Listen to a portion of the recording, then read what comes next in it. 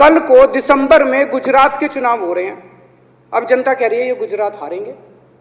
अब अगर ये गुजरात हारेंगे तो ये 10 दिन पहले चिट्ठी लिख देंगे चुनाव आयोग को कि भाई हम गुजरात को और महाराष्ट्र को एक कर रहे हैं, इसलिए गुजरात के चुनाव टाल दो। गुजरात के चुनाव टल जाएंगे। अगली बार ये लोकसभा हारेंगे, चिट्ठी लिख देंगे जी ये पार्लियामेंट्री फॉर्म ऑफ सिस्टम बड़ा खराब है, हम प्रेसिडेंशियल फॉर्म ऑफ सिस्टम ला रहे हैं, संविधान बदल रहे हैं, चुनाव टाल दो। चुनाव टल जाएंगे। ये क्या मजाक बना रखा है इन्होंने, नौटंकी कर रखी है इन्होंने।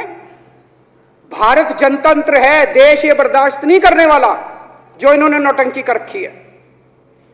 कहते हैं हम दुनिया की सबसे बड़ी पार्टी हैं, हम तो जी दुनिया की सबसे छोटी पार्टी हैं। फिर भी डर गए तुम लोग।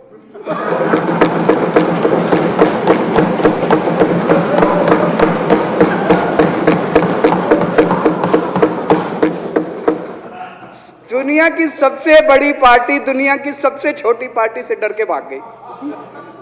क्या कायर हो यार।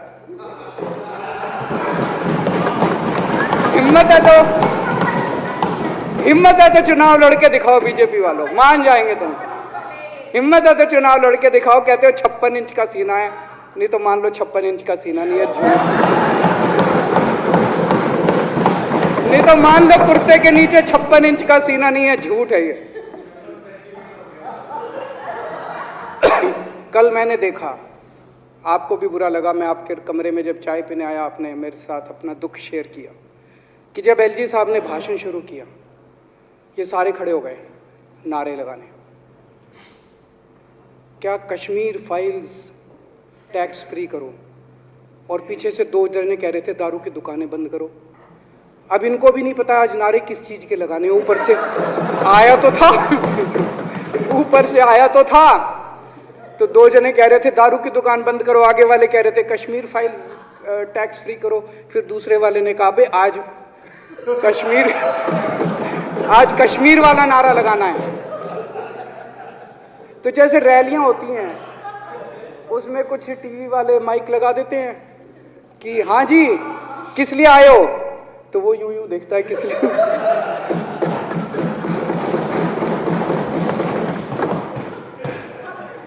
क्या हाल बना दिया इनका। इसलिए थोड़ी राजनीति में आए थे, इसलिए थोड़ी राजनीति में आए थे। एक पिक्चर आई थी बंटी और बबली, उस पिक्चर में एक सीन था, कुछ लोग एक नेता के घर के सामने जाते हैं, हमारी मांगे पूरी करो, हमारी मांगे पूरी करो। नेता बाहर आता है, कहता है क्या मांगे हैं, तो सारे एक दूसरे की तरफ, इनको पता ही नहीं क्या मांगे। आज सारे देश की सारी भारतीय जनता पार्टी एक पिक्चर के पोस्टर लगा रही है गली गली में जाके।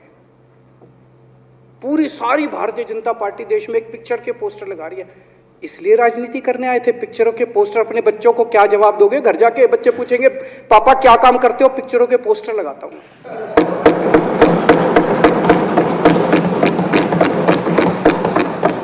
8 साल केंद्र सरकार चलाने के बाद अगर किसी देश के प्रधानमंत्री को विवेक अग्निहोत्री के चरणों में शरण लेनी पड़े तो इसका मतलब उस प्रधानमंत्री ने 8 साल में कोई काम नहीं किया। 8 साल खराब कर दिए। बताओ, विवेक अग्निहोत्री के चरणों में उनको शरण लेनी पड़ रही है, बचा लो बचा लो बचा लो। अगर किसी प्रधानमंत्री को कह रहे हैं कश्मीर फाइल्स टैक्स फ्री करो, अरे यूट्यूब पे डाल दो, फ्री फ्री हो जाएगी। टैक्स फ्री क्यों करा रहे हो? इतना ही तुमको शौक है, विवेक अग्निहोत्री को बोलो यूट्यूब पे डाल देगा, सारी पिक्चर फ्री है, सारे जने देख लेंगे एक ही दिन के अंदर।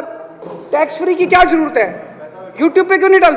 कल एक मैंने अखबार में पढ़ा, हरियाणा के अंदर एक भारतीय जनता पार्टी का ही एक एमएलए था, उसने कहा आज मैं पार्क के अंदर इसकी फ्री स्क्रीनिंग करूंगा। तुरंत विवेक अग्निहोत्री का ट्वीट आया खट्टर साहब के, खट्टर साहब देखो ये फ्री में कर रहा है, इसको बोलो टिकट लेके करेगा। भाई साहब, कश्मीरी पंडितों के नाम पे कुछ लोग करोड़ों करोड़ों रुपए कमा रहे हैं और तुम लोगों को पोस्टर लगाने का काम दे दिया। आंखें खोलो, क्या कर रहे हो तुम लोग? वो करोड़ों कमा गया, कश्मीरी पंडितों के नाम पे करोड़ों कमा गया और तुम लोग पोस्टर लगाते रह गए।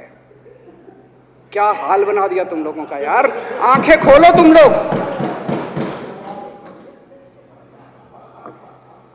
भेड़ बकरियों की तरह हाँक रखा है पूरे बीजेपी वालों को, भेड़ बकरियों की तरह हाँक रहे हैं। एक दिन बोले 3 का कृषि कानून लेके आए हैं, बहुत शानदार है, और फिर नीचे मैसेज आया भाई सारे जने तारीफ करो मोदी जी की। सारे बोले वाह मोदी जी वाह, क्या मास्टर स्ट्रोक है।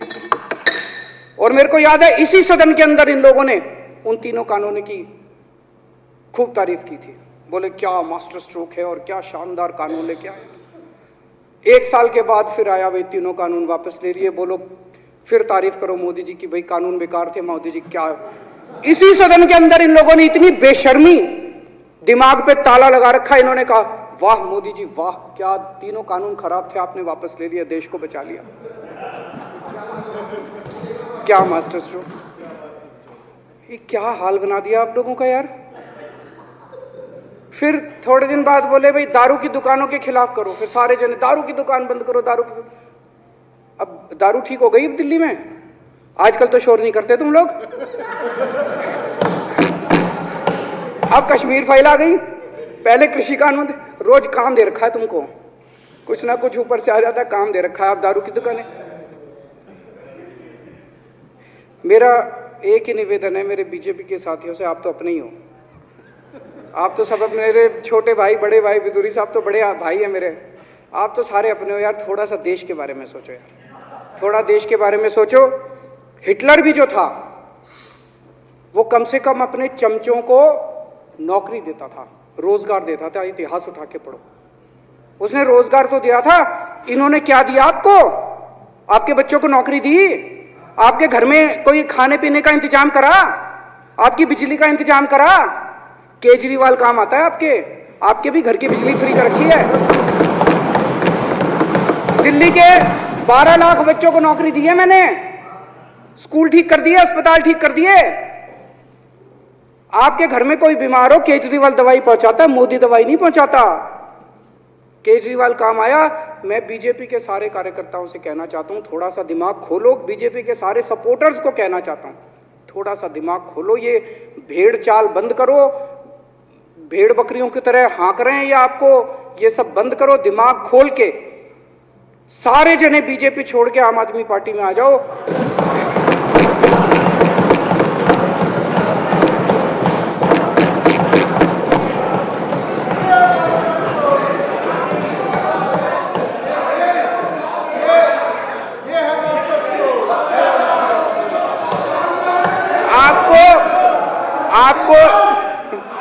आपको इज्जत मिलेगी, सम्मान मिलेगा, आपसे कतई झूठे नारे नहीं लगवाएंगे। राष्ट्र निर्माण में आपको साथ लेंगे हम, राष्ट्र निर्माण करेंगे आपके साथ मिलकर। ये पोस्टर भी नहीं लगवाएंगे झूठी फिल्मों के। और जो भी करना हो, कम से कम यार ये पिक्चर का प्रमोशन करना तो बंद करो। ये गंदे लगते हो तुम लोग, अच्छी शोभा नहीं देता आप लोगों को यार। आप अच्छे आदमी हो, कुछ करने आए थे राजनीति में, कहां पिक्चर के पोस्टर और प्रमोशन करने में लगा दिया। कल एलजी साहब की स्पीच पूरे देश ने सुनी। एलजी साहब को एक तरह से केंद्र सरकार का नुमाइंदा माना जाता है।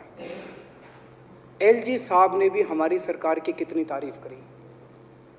50% जीडीपी 5 साल के अंदर बढ़ गया, भारत में आज तक कभी किसी राज्य का नहीं बढ़ा। इतने शानदार काम दिल्ली सरकार ने किए हैं कि केंद्र सरकार द्वारा नियुक्त एलजी साहब ने भी दूसरी सरकार की, आम आदमी पार्टी की सरकार की भूरी भूरी शब्दों में तारीफ की।